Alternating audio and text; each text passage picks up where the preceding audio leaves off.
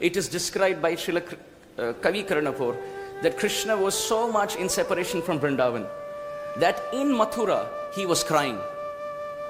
And he said, the Vrajavasis are in so much pain. But one good thing is they have each other. Because there's an old saying that when you have pain and you share it with someone, your pain becomes half. So Krishna's thinking, the Vrajavasis, the residents of Vrindavan, they have each other to share their distress. And therefore, naturally, Krishna's thinking, I believe that's reduced for them. But I have nobody to share my heart with. So as Krishna was looking in the direction of Vrindavan and burning in the forest fire of separation, Krishna couldn't hold himself. He went running to Balaram. Krishna Balaram. Shri Krishna Balaram ki. So Krishna went to Balaram and held the hand of Balaram. Shri Kavi Karanapur describes, he went to Balaram and he started to cry. And Krishna said, being here in Mathura, I feel like running to Vrindavan. I came here, I killed Kamsa, and now I have put myself in such a predicament.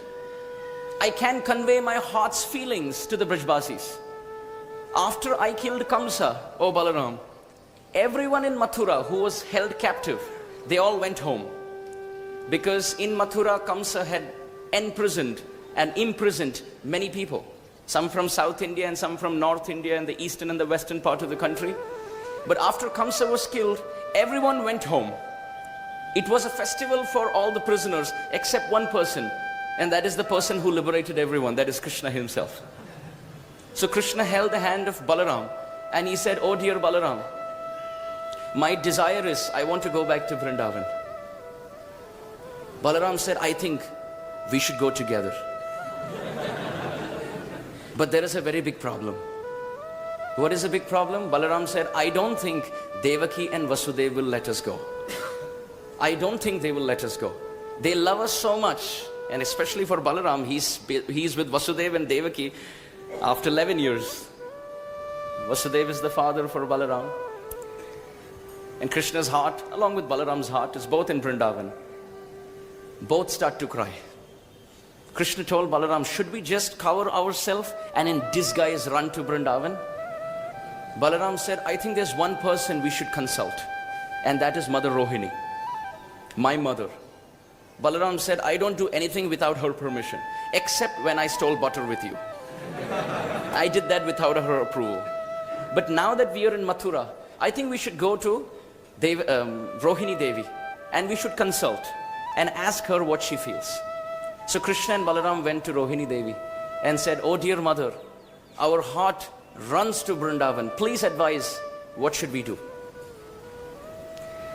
Rohini Devi looked at Krishna and Balaram and said, now I want to speak my side of the story. She said, you know, when both of you left Mathura and went to Ujjain, something special happened. Krishna immediately interrupted and asked Rohini Devi, did the residents of Vrindavan come here to Mathura searching out for us? Rohini Devi said, not once, every single day. Every single day, some or the other resident of Vrindavan would come running to Mathura with sticks in their hand, loudly calling out, Krishna! Krishna! Balaram! Balaram! Like this every single day. And since they didn't hear any echo, they went back to Vrindavan. Rohini Devi said, not one day passed when they didn't come. Every single day they would come and search out in every street of Mathura to ask the residents of Mathura, where is Krishna and where is Balaram? And many of them didn't know. So Krishna asked Rohini Devi, did the Vrajavasis know that we went to Sandipani Muni's ashram? Rohini Devi said, no, they never got to know. So every single day they were in the hope that today we will find Krishna and Balaram. And they were disappointed. Balaram said, can you describe their pangs of separation? Rohini Devi said, the heart of the Vrajavasis is like freshly blossomed lotus flower, but completely withered by the sun's scorching heat. Not the sun, but the sun-like scorching heat of separation from both of you. The lotus of their heart completely withered, and the petals of their emotions were fallen on the streets of Mathura. How poetic. So Krishna and Balaram asked Rohini Devi, what should we do now? Can we just let them live like this? Rohini Devi said no. They have been remembering both of you. They have been hallucinating.